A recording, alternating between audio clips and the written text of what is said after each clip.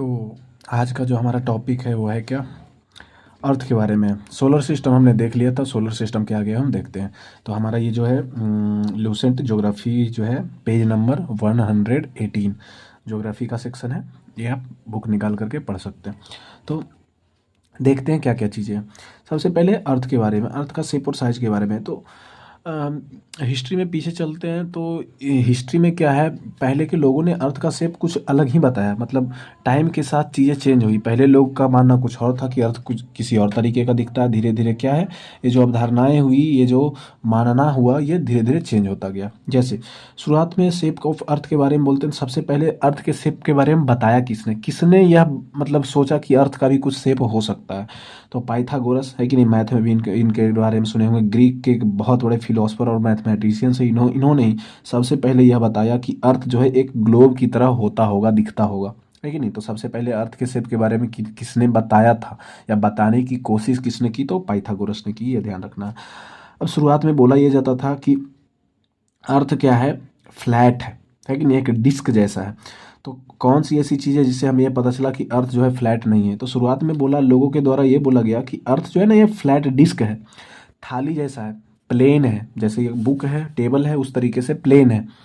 लेकिन ये बाद में चीज़ों को जो है चेंज किया गया। अब देखो, अगर ये फ्लैट है तो अगर हमारे सामने ये चीज़ आता है, अगर अर्थ फ्लैट है तो सन अगर राइज हो रहा है तो एक ही बार में पूरे अर्थ पर राइज होना चाहिए था। अगर सन सेट हो रहा है यानी डूब रहा है, अगर सूरज उग रहा है या डूब रहा है, तो एक ही बार में उगना चाहिए था, एक ही बार में डूबना चाहिए था। लेकिन ऐसा नहीं होता है। हमारे यहाँ क्या होता है कि सबसे पहले जो है सनराइज होता हुआ ईस्ट डायरेक्शन में हमें पहले दिखता है। इसका मतलब क्या है, ये जो अर्थ है वो फ्लैट नहीं है। अब ऐसा समझो कि एक टेबल है, टेबल के नीचे हमने कोई टॉर्च रखा, टॉर्च को टेबल के जस्ट ऊपर लाएंगे तो पूरे टेबल पर ना लाइट जाएगा। ऐसा थोड़ा हुआ कि एक भाग में पहले जाएगा, दूसरे भाग में बाद में जाएगा। तो इससे हमें यह पता चला कि अर्थ हमारा क्या है, फ्लैट नहीं है। किस चीज़ से, क्योंकि सन का जो लाइट है यानी सनराइज जो है ईस्ट में पहले हो रहा है, बाकी अर्थ पर नहीं होता है या बाद में होता है। ठीक है, जबकि फ्लैट होता तो सभी अर्थ पर, पूरे अर्थ पर एक बार में जो है सनराइज होना चाहिए था। यही चीज़ हम शिप में देखते हैं। अगर समुद्र में कोई शिप है तो शिप जो है दूर से आता हुआ दिखेगा तो पहले उसका जो है आपको क्या दिखता है, तो फ्यूनल दिखता है कि नहीं, मास्ट जिसको बोलते हैं। शिप के ऊपर जो लगा हुआ भाग होता है वो दिखता है। धीरे धीरे शिप हमें पूरा दिखने लगता है जैसे जैसे वो नज़दीक आता है। इसका मतलब क्या है कि अर्थ हमारा क्या है, राउंड शेप में है, यानी गोल शेप में है, स्फेयर शेप में है। जो बोलना चाहते हैं बोल सकते हैं। यहाँ से राउंड का तो नहीं पता चलता, लेकिन इतना पता चल जाता है कि हमारा क्या है, फ्लैट नहीं है। ठीक है, आगे की थ्योरीज क्या है। अब अर्थ इज ए स्फीयर, अर्थ गोल है, ये कैसे पता चला। अब बहुत सारे जो इक्लिप्स है, अब इक्लिप्स आप पढ़े होंगे पीछे, है कि नहीं, 9, 10, 8 बहुत सारे जगहों पर पढ़ना है।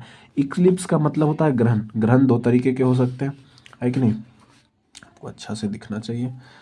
ये मान लो हमारा है सन और ये मान लो हमारा है अर्थ। अगर सन और अर्थ के बीच में हमारा क्या आ जाए, मून आ जाता है, मून आ जाता है तो इसको बोलते हैं हम क्या, तो इसको बोल देते हैं सोलर इक्लिप्स। इस केस में हमारा जो है इसका छाई पृथ्वी पर आने लगता है, यानी सन का लाइट हमारे पास नहीं आता है। जब उल्टा हो जाए, सन इधर है, आपका मून इधर है, बीच में क्या आ जाए, अर्थ आ जाए, उस केस में होता क्या है कि हमारा जो सन का लाइट है ये मून पर नहीं जा पाता है और इसका शैडो इस पर पड़ने लगता है। इस केस को हम लोग बोल देते हैं लूनर इक्लिप्स। क्या बोल देते हैं, लूनर इक्लिप्स बोल देते हैं। तो ये ध्यान रखना है। इस केस में हमारा क्या हो जाएगा, सोलर इक्लिप्स, इस केस में हो जाएगा क्या, लूनर इक्लिप्स। तो कोई भी तरीके का इक्लिप्स है, इसमें एक कॉमन चीज़ क्या दिख रहा है कि जो शैडो बनता है ना, वो स्फेरिकल शैडो बनता है। चांद पर भी जो चांद दिखता है, तो चांद मान लो कि अगर चांद हमें नहीं दिख रहा है तो इतना दूर चांद नहीं दिखेगा, किनारे किनारे में दिखेगा। अर्थ पर जो है अगर लाइट नहीं आ रहा है तो इतना इतना सन नहीं दिख रहा है, तो इतना दूर में क्या है, मान लो इतना बड़ा सन है तो इतना दूर सन नहीं दिखेगा, किनारे वाला दिखता है। मतलब हमें क्या दिख रहा है कि शैडो भी जो कोई भी चीज़ का बन रहा है वो गोल गोल ही बन रहा है। इसका मतलब क्या है कि वो वस्तु क्या होगा, गोल होगा, तभी तो उसका शैडो गोल बन रहा होगा। और भी हम इस चीज़ को किस चीज़ से देखते हैं, तो जितने भी हेवनली बॉडीज़ हैं, है कि नहीं, पढ़ना चाहते हैं डिटेल से एक लाइन पढ़िएगा, हम मेन मेन पॉइंट बस बता रहे हैं। जितने भी हेवनली बॉडी है स्पेस की, चाहे वो मून हो, सन हो, जो और दूसरे बॉडी है अर्थ को छोड़ करके, उन सभी को हम देखते हैं तो वो सभी का शेप हमें कैसा दिख रहा है, स्फेरिकल दिख रहा है, वो सभी स्फेरिकल दिख रहे हैं। तो हम ये मानकर चल रहे हैं कि हमारे यूनिवर्स में जैसे सन है, मून है, जुपिटर है, मरकरी है, मार्स है, उसी तरीके से अर्थ भी होगा। अर्थ को एक्सेप्शन में नहीं है। यानी अगर ये गोल गोल दिख रहा है, स्फेरिकल दिख रहा है, तो अर्थ का भी शेप कैसा होगा, स्फेरिकल होगा। हम ये मानकर चलते हैं। इधर पॉइंट में आप ध्यान रखिएगा, नॉर्थ पोल हमेशा, ये पोल स्टार होता है, ये हमेशा नॉर्थ पोल में ऑब्जर्व किया जाता है, 90 के डायरेक्शन पर ऑब्जर्व किया जाता है कि नहीं। जैसे ही हम नॉर्थ पोल से दूर जाते हैं, ये धीरे धीरे इसका एंगल क्या होता जाता है, जीरो होता जाता है। तो इस चीज़ से भी हमें पता चलता है कि अर्थ कैसा है, हमारा स्फेरिकल है। ये समझ में नहीं आया हो तो कोई दिक्कत नहीं है, बस इतना ध्यान रखिए, जो पोल स्टार होता है किस डायरेक्शन में दिखता है, हमेशा नॉर्थ पोल के साइड में ही दिखेगा, यानी नॉर्थ डायरेक्शन में दिखता है। अब देखो, इतना चीज़ तो हमें पहले पता चला। अभी तक हम ये अज्यूम कर पा रहे हैं क्या कि अर्थ फ्लैट नहीं है, और अर्थ का शेप मान कर चल रहे हैं कि स्फेरिकल है कि नहीं, लगभग स्फेरिकल होगा ऐसा हम मान रहे हैं। इस चीज़ के बारे में और कैसे पता चलता है, फोटोग्राफ्स, जो स्पेस से फोटोग्राफ्स लिए गए। आजकल तो टेक्नोलॉजी एडवांस हो गई, हम लोग जो है सैटेलाइट्स भेजने लगे हैं, क्या बोलते हैं, सैटेलाइट्स हो गए, रॉकेट्स हो गए, ये सब भेजने लगे हैं, रोवर्स भेजने लगे। तो वो सभी क्या है, स्पेस से, अंतरिक्ष से अर्थ का इमेज ले रहा है। जो अर्थ का इमेज लिया गया उसमें साफ साफ दिख रहा है कि अर्थ का इमेज कैसा आया है, स्फेरिकल आया है। उससे हमें यह पता चल जाता है कि हमारा जो अर्थ है वो कैसा है, स्फेरिकल है। यहाँ जितने भी डाउट है, अभी तक हम पीछे कन्फ्यूजन में थे कि हो भी सकता है, नहीं भी हो सकता है कि नहीं, कि सन और मून जो स्फेरिकल है तो अर्थ भी स्फेरिकल हो सकता है, अभी हो सकता तक थे। यहाँ क्या है, जितने भी डाउट हैं वो सभी के सभी डाउट क्या हो जाते हैं, क्लियर हो जाते हैं ये फोटोग्राफ से, कि हमारा अर्थ क्या है, स्फेरिकल ही है। और हमें कैसे, तो यहाँ से हमें देखो अब क्या पता चल रहा है, अर्थ का ओरिजिनल शेप क्या है। तो अर्थ का अभी तक ये हम हिस्ट्री पढ़ रहे थे एक तरीके से, कि कैसे कैसे अर्थ के शेप के बारे में बताया गया। अभी इसका ओरिजिनल शेप, तो अर्थ का ओरिजिनल शेप क्या होता है, ऑब्लेट स्फेरॉइड होता है। ऑब्लेट स्फेरॉइड किसको बोलते हैं, अंडा को। अंडा देखें, अंडा को कभी छीलना, तो अंडा में क्या होता है, अब उतना छोड़ो, सीधा समझो ऑब्लाइट और स्फेरॉइड किसको बोलते हैं, वैसा शेप है कि नहीं, जिसमें स्फेरिकल टाइप का तो रहेगा, स्फेरॉइड है मतलब स्फेरिकल टाइप का तो रहेगा, लेकिन इसमें एक चीज़ आपको क्या देखने को मिलेगा कि बीच का भाग क्या होगा, फूला रहेगा।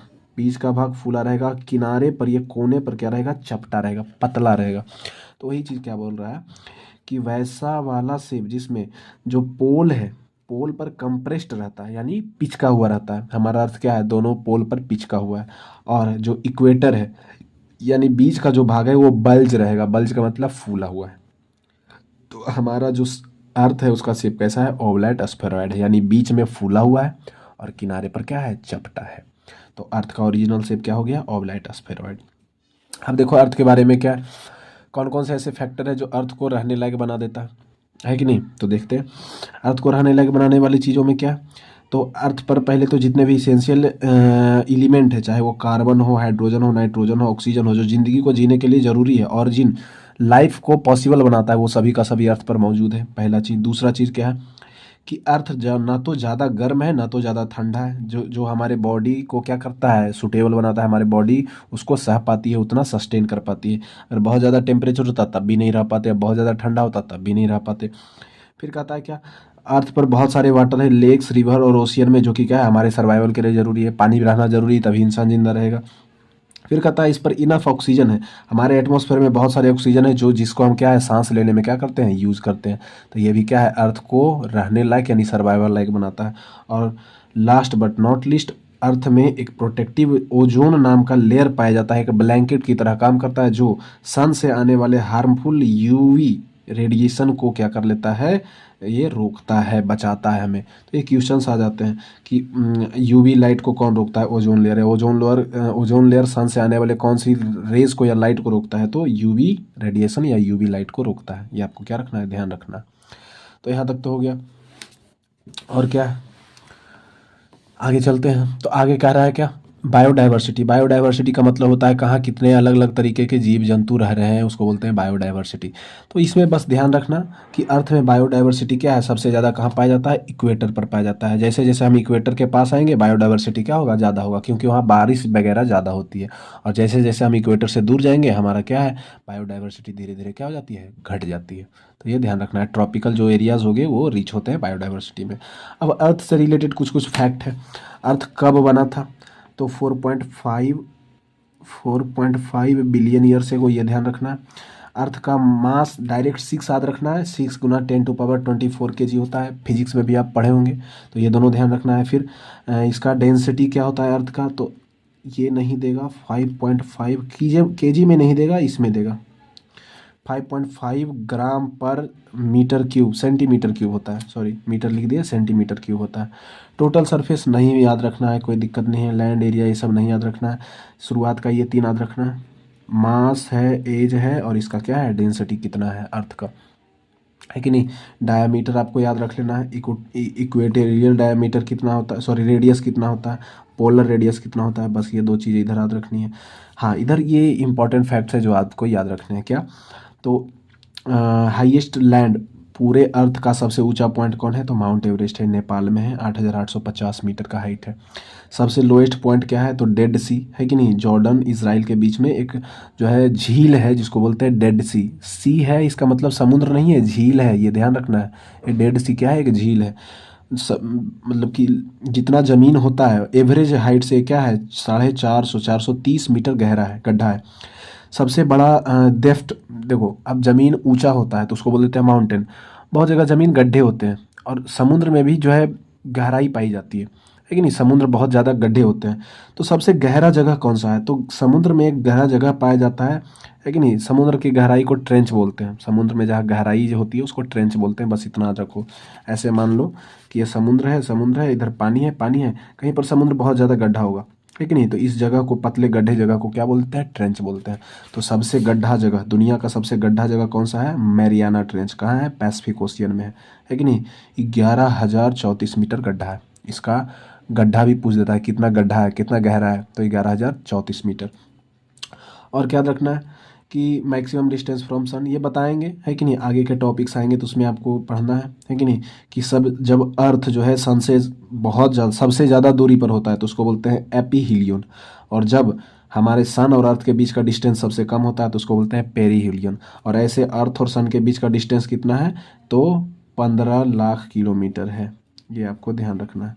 तो ये सब चीज़ें हमारे लिए क्या है, ज़रूरी है। तो इतनी चीज़ें आप देख लीजिएगा। और फिर 2 और फैक्ट्स यहाँ बच गए। क्या, हमारे अर्थ का लगभग 29% भाग क्या है, कॉन्टिनेंट है। ये मान लो हमारा अर्थ है कि नहीं। तो अर्थ को हम ऐसे बांट सकते हैं, ये बांट देते हैं ऐसे 4 भाग में, तो ये 25 हो जाता है, 25 25 25 ऐसे होता है। लेकिन हम क्या बोल रहे हैं कि अर्थ का जो है 25 नहीं, थोड़ा सा और बढ़ा दो, 29% हिस्सा क्या है, ज़मीन है। इतना में ही ज़मीन है। दुनिया की जितने भी चीज़ें हैं, घर है, रोड है, मकान है, पहाड़ है, सब इतने में ही है। अब बचा हुआ जो 71% है, इसमें क्या है, पानी है। समुद्र है, ओशियन है, सॉरी रिवर है, लेक्स है, ग्लेशियर है, ये सभी क्या है, 71% हिस्सा में आता है। तो यहाँ तक का टॉपिक हो गया है। अगले क्लास में हम कॉन्टिनेंट के बारे में देखेंगे, ठीक है। तो इतना ही।